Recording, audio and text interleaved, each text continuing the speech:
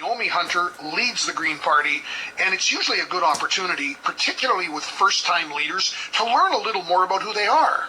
I mean, Robert Rudachuk's only been the leader of the Liberals for a handful of days.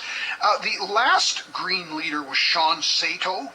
So Naomi Hunter comes relatively new as the leader of the Green Party. Just February of this year, just before the pandemic began, we find Naomi Hunter in, I guess you're on the road today. Great to chat, and thanks for taking our call. Not a problem. Always a pleasure. I've been on your show before.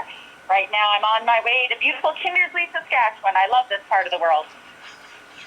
It's a great day for driving. Hopefully you've got the nice clear skies. And, Naomi, when somebody's relatively new as a leader, I always start with the tell us about yourself. Who's Naomi Hunter? I'm a farmer. I've been an activist. I do a lot of community work. I actually up at my farm and in Regina, where my kids go to university in the winter, like many farming families. Our farm doesn't make enough for me to not work in the winter time, so I teach senior fitness programs in the winter in Regina, and then help my dad out on the farm every single summer up near Prince Albert. Okay, I was going to ask you kind of what neck of the woods you were from. So the PA country is home originally? I was originally born in Turtleford, Saskatchewan, but our family farm is near PA, yes. So what makes you a Green candidate, in this case the Green leader, and not, typically on the progressive environmental side you get New Democrats. So what makes you a Green as opposed to an NDP supporter? Well, I really want to see a livable world for my children. I'm a mother. I want to be a grandmother. And the New Democratic position has not been strong enough for my concerns. I want to see set limits to make sure that our carbon imprint is at a basis that will actually hold us to 1.5 degrees. And so I want to be a voice in the legislature calling for 60% reductions within 4 years and 100% renewable energy within a decade. Leading scientists are unanimous on saying that we have 15 years to hold this beautiful planet that I care deeply about. And I know that you do too. I mean, everyone out there, especially, those of us who are farmers and have those rural roots, we look to those future generations. I mean, even people who tell me, I would never normally be a Green, but I started really thinking about my kids and grandkids, and if this is what we got to do, I'm throwing some solar panels up on the farm. And I'm finding that people who never, ever would have supported me are coming up and saying, what, this has been going on long enough. What do we need to do? And Saskatchewan people are innovative. Saskatchewan people are the true pioneers who, up until Tommy Douglas electrified our provincial grid, almost every farmer was a microgrid of their own. I can think back in my family to people who, can remember a time when they had little water wheels and windmills going and all sorts of things to generate a little bit of their own power when they needed it. Naomi Hunter leads the Saskatchewan Green Party and has since just this past February.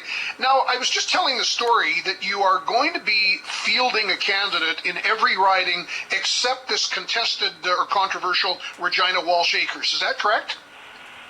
That is correct. We actually have a candidate in we have a full slate and would have had a candidate in Walsh Acres, but there's been a little bit of a press mishap on that one. To tell the truth, it was more, as there often is, right? You know how it is. My candidate who was in Walsh Acres is a young man involved in the university. He's been going to Sask Polytech, but is actually transferring over to accounting at the university. He had wanted the university riding, and it wasn't available when he first approached me and went through vetting. And so in between the time when this whole controversy popped up around Walsh Acres and when all of that happened, my candidate at university ended up getting a job with the NDP and ended up having to drop their candidacy.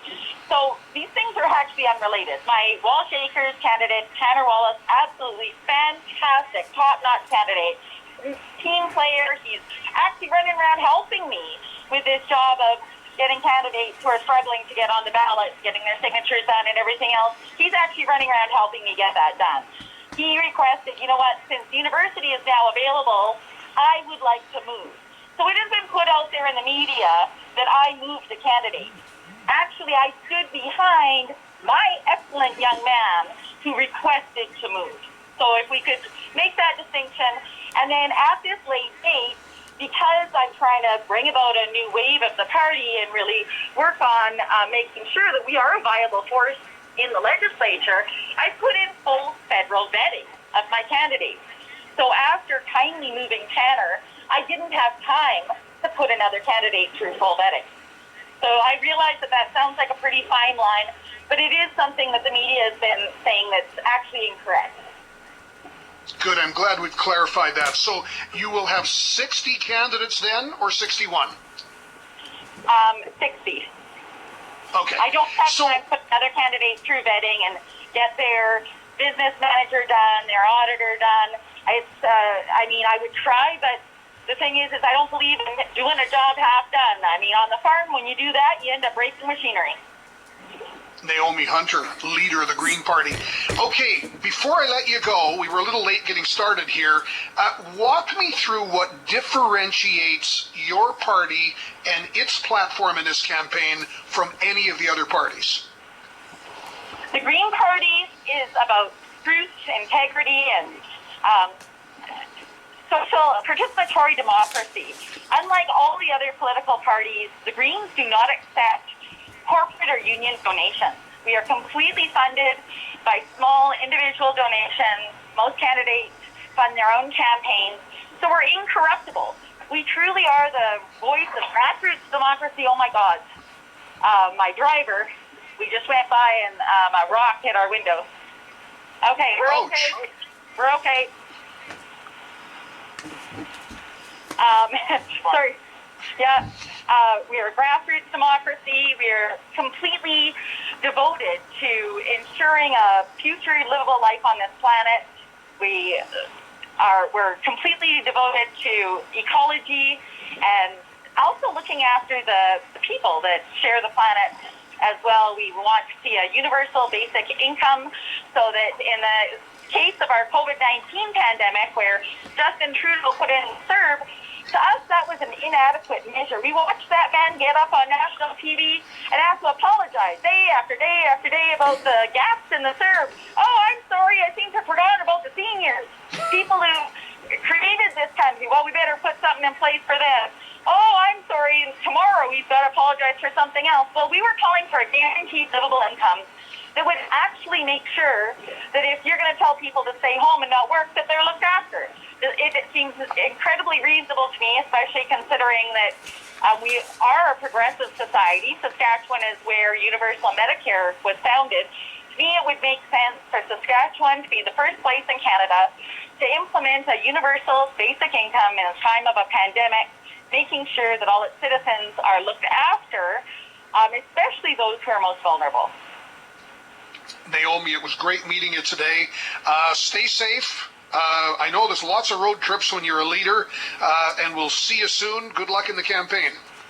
Thank you. You have a great day as well. Take care. Naomi Hunter joining us on the road on the way to Kindersley, Sask.